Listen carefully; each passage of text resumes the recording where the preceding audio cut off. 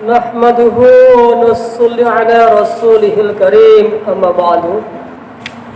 Jamaah sekalian yang dirahmati oleh Allah Subhanahu wa taala, kita teruskan kembali kajian kita pada saat ini, masih melanjutkan dari kajian-kajian sebelumnya, yaitu materi tentang janji Allah Subhanahu wa taala bagi orang-orang yang bertakwa. Ini bagian yang keempat.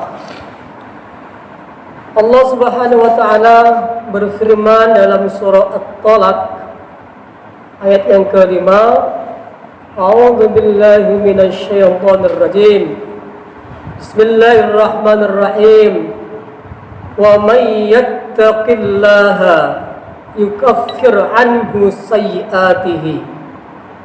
Yang artinya, barang siapa yang bertakwa kepada Allah Subhanahu wa taala, maka Allah Subhanahu wa taala akan menghapus kesalahan-kesalahannya atau dosa-dosanya.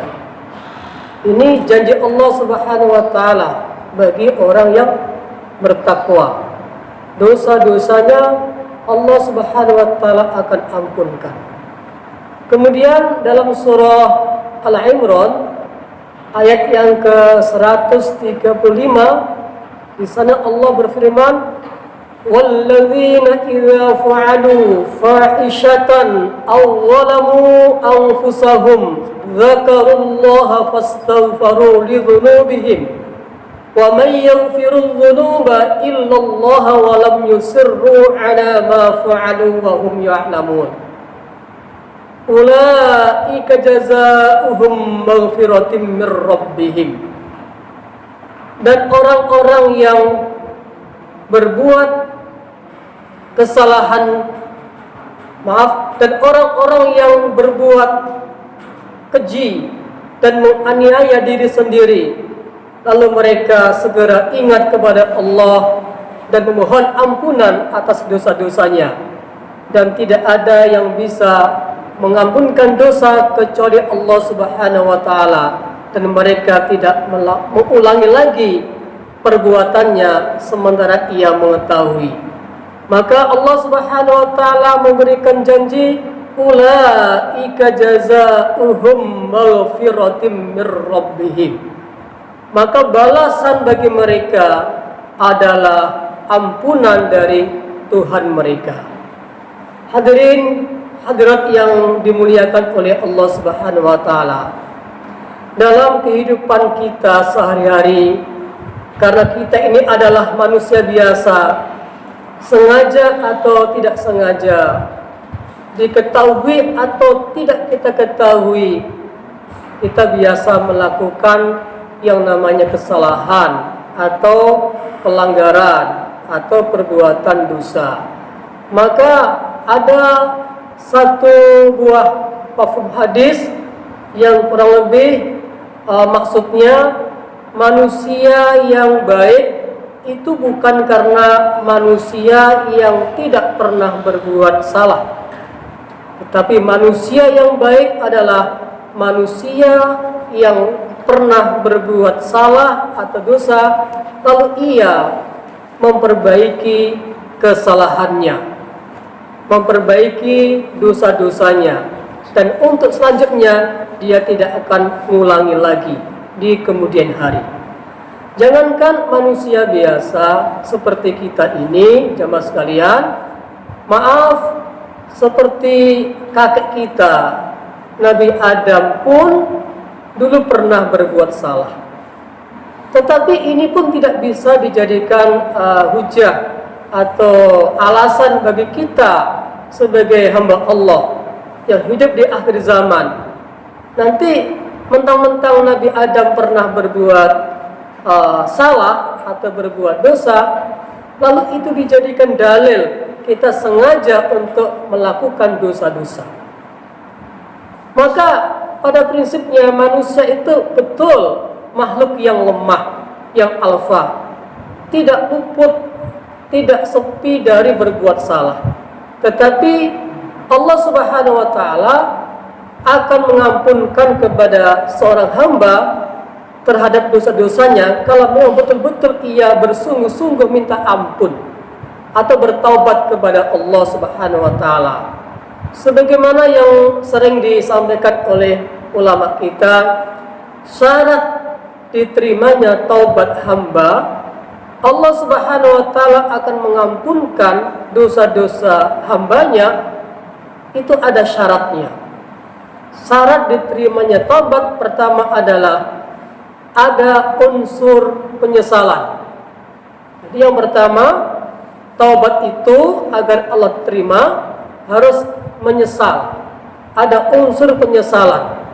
Ya Allah, aku menyesal ya Allah, saya telah melakukan ini itu yang Engkau tidak ridhoi ya Allah.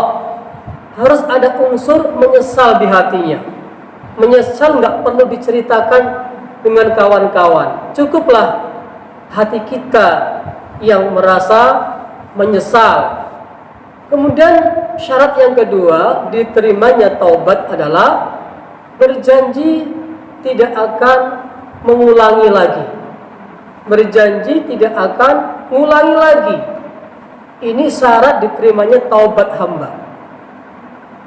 Kalau kita bertaubat, hari ini kita bertaubat, minta ampun kepada Allah Subhanahu wa taala. Besok kita berbuat dosa lagi. Lusanya kita taubat. Kemudian esoknya lagi kita bermaksiat lagi. Itu namanya bukan taubat. Main-main kepada Allah Subhanahu wa taala. Maka hamba yang betul-betul bertaubat tentu tidak akan mengulangi lagi perbuatan dosanya. Maka anak yang baik itu tidak pernah menyakiti hati orang tua. Anak yang baik akan selalu menyenangkan hati orang tua. Walaupun orang tua pernah barangkali menginformasikan atau mengatakan seandainya anak saya berbuat salah kepada orang tua, kepada saya, maka saya sebagai orang tua akan memaafkannya. Lalu anak ini begitu mendengar orang tuanya mengucapkan hal seperti itu, mendengar orang tuanya kalau anakku mendurhakaiku akan kumaafkan, lalu dia sengaja menyakiti hati orang tua, sengaja berbuat sesuatu yang gak disukai oleh orang tuanya.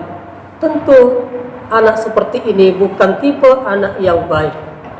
Betul memang dalam ayat-ayat Allah berfirman, Allah Maha Pengampun, Allah Maha Pemaaf. Tapi maafnya Allah, ampunan Allah untuk siapa? Apakah untuk hamba yang main-main dalam bertaubat? Tentu tidak. Maka memang ada kalimat, ya, bahkan itu merupakan hadis Nabi, bagaimanapun besarnya dosa hamba, bagaimanapun banyaknya kesalahan hamba, kalau bertobat kepada Allah, minta ampun kepada Allah, Allah Subhanahu wa taala pasti akan mengampunkannya.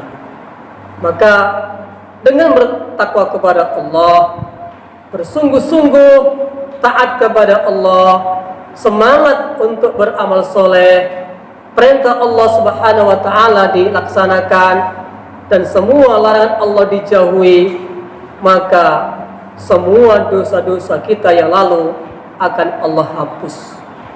Dalam ayat Allah berfirman, innal hasanati yudhibnas sayyiat. Sesungguhnya amal kebaikan itu akan bisa menghapus amal keburukan. Jadi jangan takut, jangan khawatir. Bagi kita, kalau kita punya masa lalu yang tidak baik, punya masa lalu yang kelabu bahkan hitam, yakinlah kalau kita bersungguh-sungguh beramal soleh, bertaubat kepada Allah Subhanahu wa taala, bertakwa, maka seluruh dosa kita, seluruh salah kita akan Allah Subhanahu wa taala ampunkan. Mudah-mudahan Allah Subhanahu wa taala memberi kita hidayah taufik agar kita bisa berusaha untuk menjadi orang yang bertakwa, yang pada akhirnya ketika Allah Subhanahu wa taala memanggil kita, mencabut nyawa kita, dosa kita yang begitu banyak itu akan Allah ampunkan. Demikian, mohon maaf atas segala kekurangan. Assalamualaikum warahmatullahi wabarakatuh.